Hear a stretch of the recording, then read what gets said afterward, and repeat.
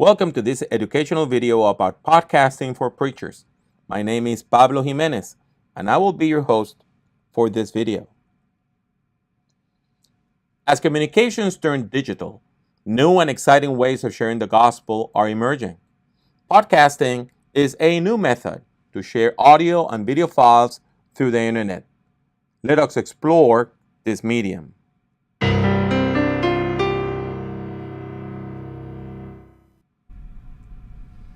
Since the invention of the radio and television, humanity has become used to hearing and watching audio and video files. For decades, the production and mass distribution of radio and TV shows was unavailable to the general public. Broadcasting was expensive and therefore limited to a handful of companies in each market. However, the arrival of the internet and the development of high-speed communications, paired with access to relatively inexpensive equipment, now allows practically anybody to produce high-quality audio and video files. Those files can be uploaded to the internet and downloaded by people in different parts of the world. Weblogs or blogs are websites where one or more authors share articles and essays. As the internet bandwidth improved, bloggers expanded their offerings, sharing audio and video files. Therefore, podcasting is actually a spin-off of blogging. The name podcast is a play on words. While traditional audiovisual media was known as broadcasting, for their waves could be decoded by any suitable electronic devices in the area reached by their signals, electronic files can be downloaded to a computer or handheld device by anyone with internet access practically in any part of the world. Given that the first mass-produced handheld electronic device was called the iPod, this new medium is called podcast. The funny thing is that you do not need an iPod to produce or listen to podcasts. Podcasting, from recording to online hosting, can be done in a variety of budgets, from a frugal one to a corporate one. Podcasting is communication on a global platform, transmitting audio and video around the world without using public airwaves.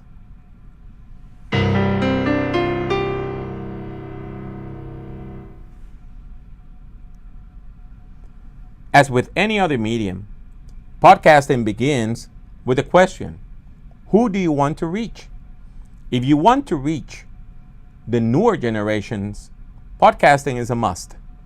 It is also crucial if you want to reach people beyond your immediate geographical area. You should podcast if you have something important to say, you produce content on a regular basis, you want to share that content beyond your immediate geographical area, you want to make that content available in an asynchronous manner, and you want to hear feedback from your listeners. Religious leaders produce content on a regular basis, particularly sermons, Bible studies, and lectures. Podcasting allows parishioners to access their church's content in an asynchronous manner. Podcasting allows parishioners to share such content with others, particularly with unchurched people, through social media. Podcasting is also a way of archiving the content produced. The most important element is content. Churches produce content regularly, clearing thus the most important obstacle to podcasting. Such content must be recorded in download-friendly formats for later distribution.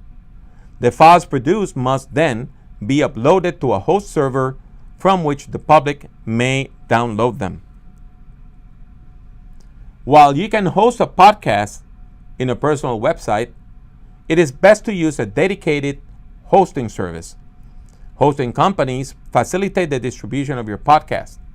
They also provide storage space for archiving your files. Furthermore, they simplify distribution, automating the process of sharing your podcast through social media and podcast distribution services. As stated earlier, podcasting can be done on a frugal budget. Some hosting companies even offer free plans. The monthly cost of your plan will depend on bandwidth. The more storage space needed, the more expensive the plan. However, you can easily host a weekly audio podcast for approximately $20 a month and a video one for about $40.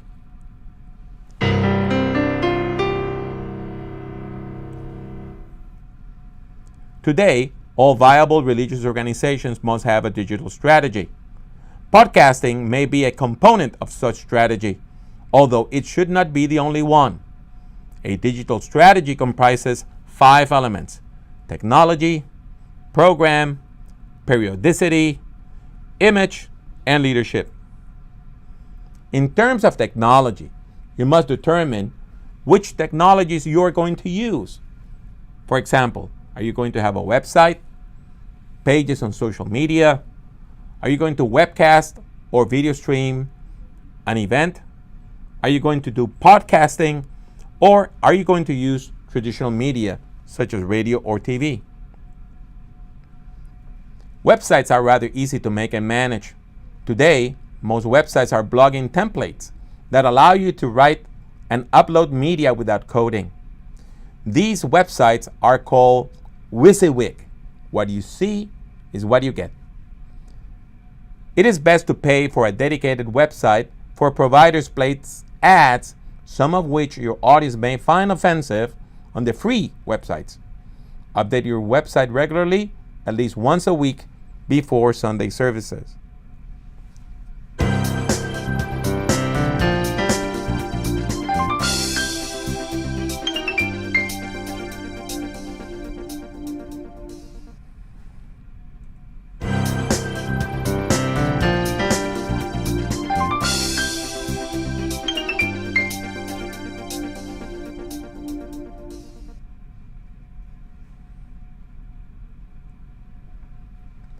Social media is constantly changing and expanding.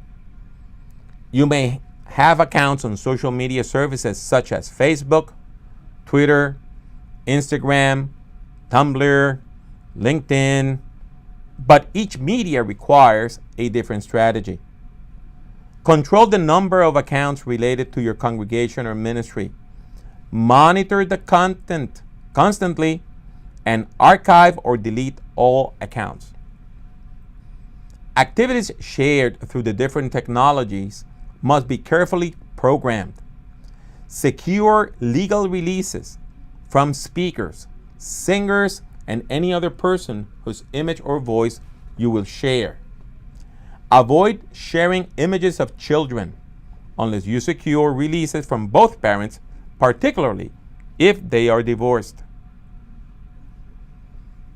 Activity on the web should be shared according to a schedule. A schedule helps audiences to find your content, subscribe to your program, and follow you in social media. Failing to publish when expected sends a negative message, discouraging your audience. Your media should have images and sounds that make it easily identifiable in the different platforms that you publish. You need a professionally designed logo in scalable formats. You also need music for jingles, intros, outros, and transitions. It is best to commission the music and buy the rights for the songs. Refresh images and music every 12 to 24 months. Your ministry must delegate oversight of the digital strategy to a committee. Appoint a key person to oversee each different technology employed by your ministry. Train new personnel in order to ensure succession if a key leader leaves a position. The senior pastor should offer oversight and leadership to the whole enterprise, but does not need to know how to operate every technology.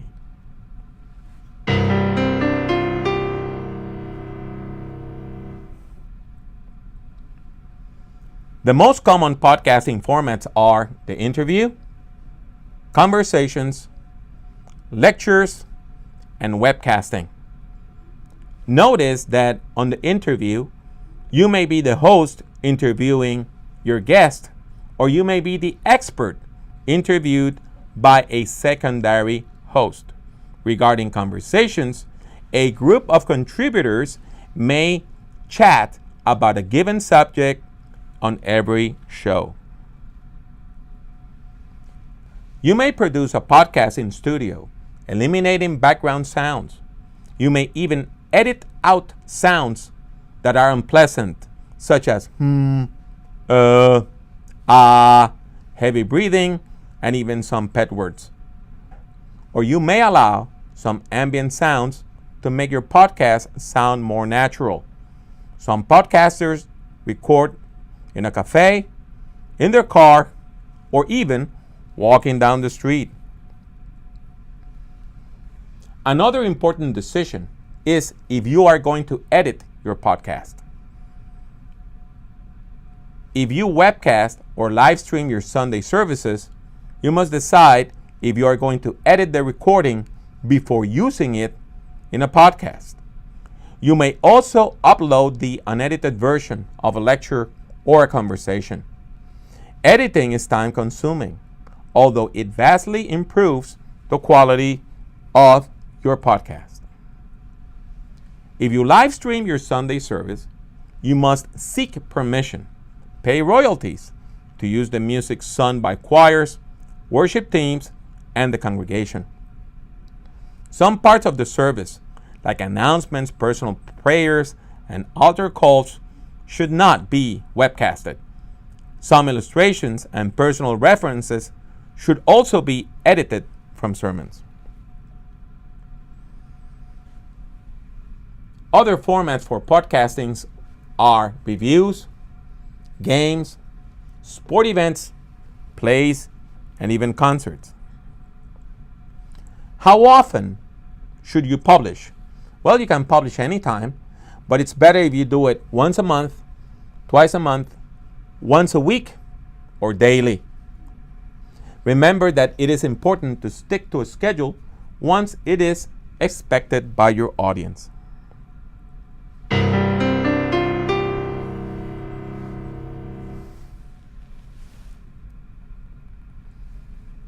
The equipment required to podcast will depend on your answer to a key question. Are you producing an audio or a video podcast? In general, production of audio podcasts requires less equipment than the production of video podcasts. To record sound, you need microphones, a digital audio recorder, computer and audio recording software, sound mixer or audio interface, and sound post-production. The quality of your microphones will largely determine the quality of your recording. Although most computers and smartphones have built-in microphones, it is best to use a good quality external one. Here you have a condenser mic that you attach to your computer through USB. This is a multi-purpose mic that can be used in different formats, even to attach a smartphone to it. Although it is preferable to use a professional audio recorder, both your computer, your tablet, and your smartphone can produce excellent recordings with the proper mics. It is best to use recording apps such as Auphonic or Fareed to record on your smartphone or tablet. Avoid using the voice memo apps to record segments for your podcast. Here you have an excellent multi-track recorder.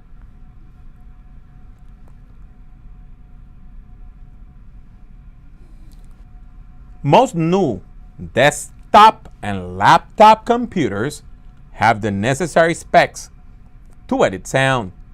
Older computers may be too slow or may lack the necessary sound cards to properly edit sound. As a rule, The more powerful the computer, the easier it will be to edit your podcast.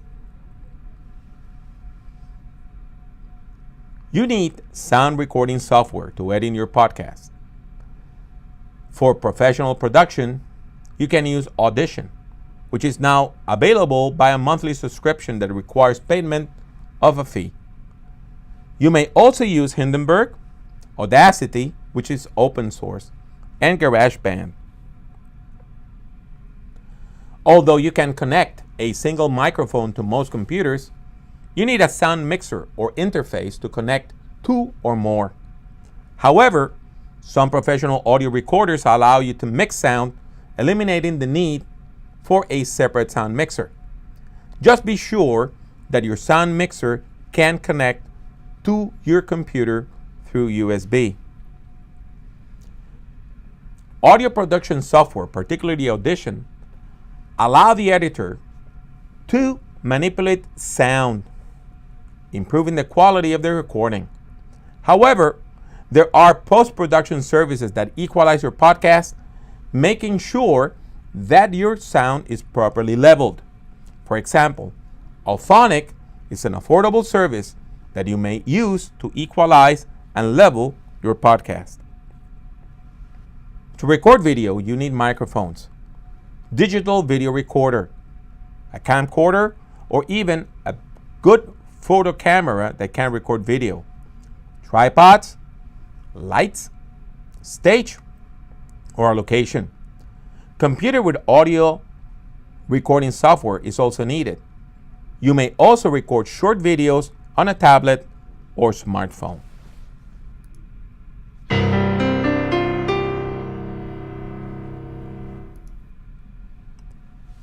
As stated earlier, the key to great podcasting is great content.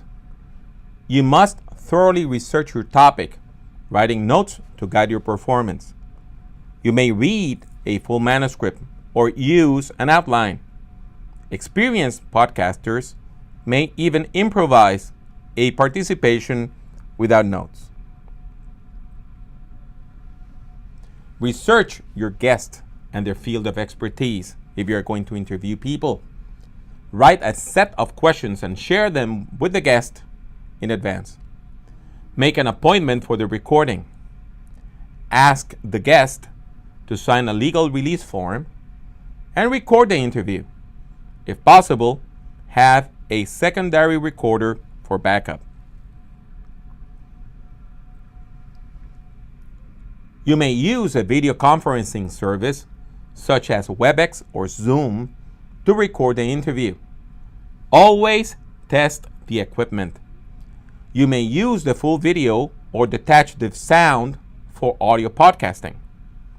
If you prefer to use a smartphone, there are apps that allow you to record the conversations on a smartphone. You may also record WhatsApp and Skype conversations.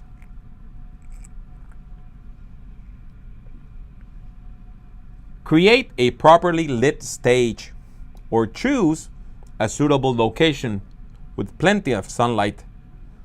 Write the script for the presentation. If the project is complex, you may need to make a storyboard or a shot list. Makeup is also needed, at least face powder to control oily skin. Use powder similar to the person's natural skin color.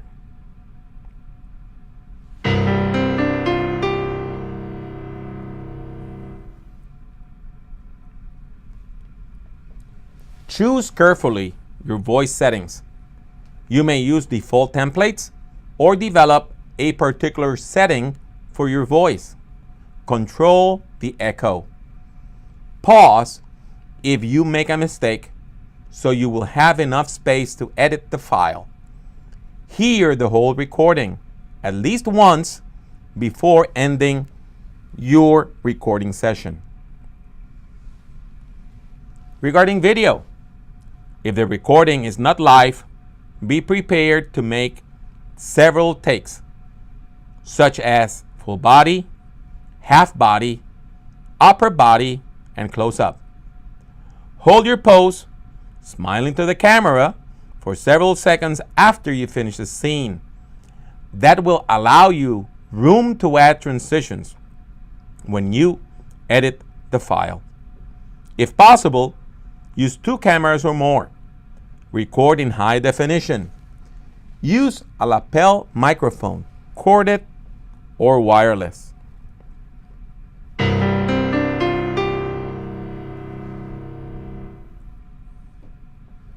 Editing can be time-consuming if you delete all superfluous sounds. In audio files, pauses longer than 2 seconds are just too long. Add intros and outros to the files.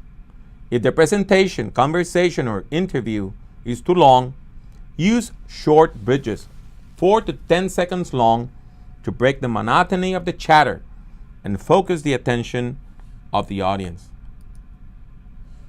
Video editing software allows you to manipulate the images with different filters. They also allow you to add titles, subtitles, intros, outros, and images. You can detach the audio from the video, which allows you to use different images while people hear the same track. You need at least a full second of silence between segments in order to add transitions. If there is no such room, use a jump cut. The faster your computer, the faster rendering will be. Render the file at the highest quality possible. The different distribution channels adjust the quality of the recording, usually downgrading the file for faster downloads.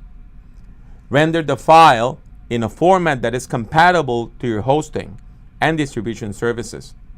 Hear or watch the final version of your recording at least once before uploading it. If you find editable mistakes, please correct them.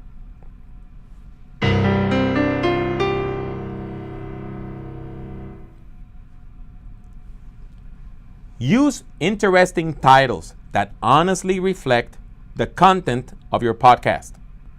The most effective titles are known as clickbait, for they entice the public to access the post. Include a one-line description of your episode to use in platforms such as Twitter, which limit the amount of characters per post. Be sure to include longer show notes for each episode of your podcast. Describe the content. If possible, summarize all important information using an outline. You may even include a full transcription of the show.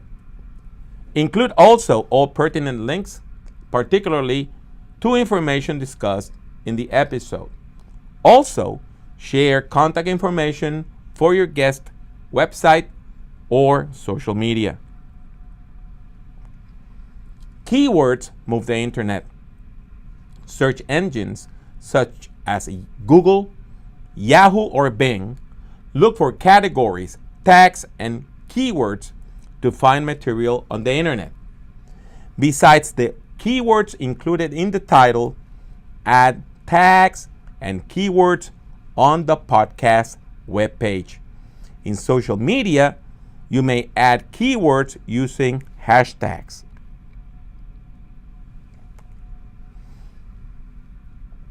If you use content produced by others, you must secure permission to use their material. You may even be required to pay a fee for using their content.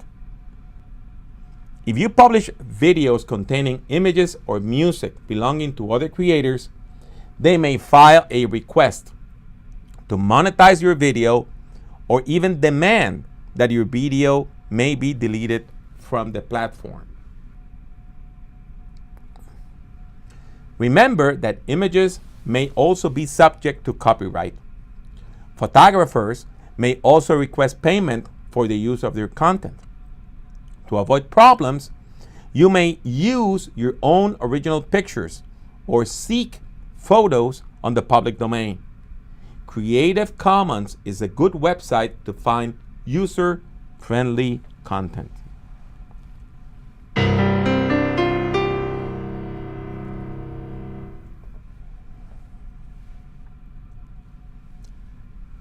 You can host your podcast on a personal website.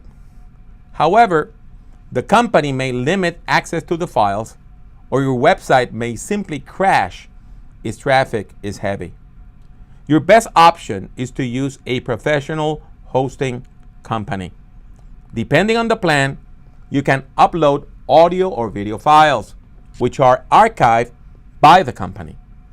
Hosting services also automate the distribution of your podcast to different websites, social media, and podcast indexes.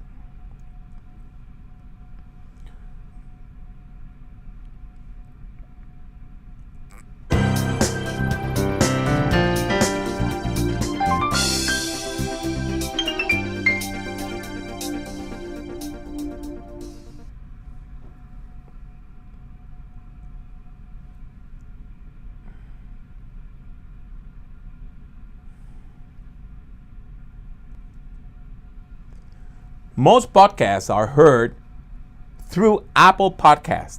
However, there are several podcasting apps for both Apple and Android devices, like Stitcher, Overcast, Podbean, etc. You may also download podcasts through Google Play. Some services also upload your podcast to YouTube and Spotify.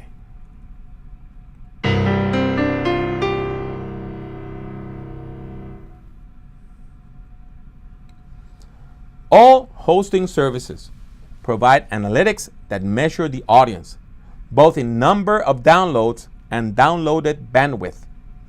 The audience also communicates with creators, leaving messages in their different web pages.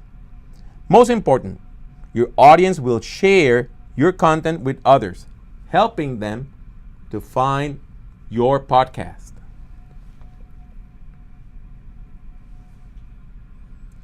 If you're interested in more information about podcasting, besides books and magazines and essays on the subject, you should also look for further information about podcasting on the web. In particular, you may subscribe to a meta podcast. What is that?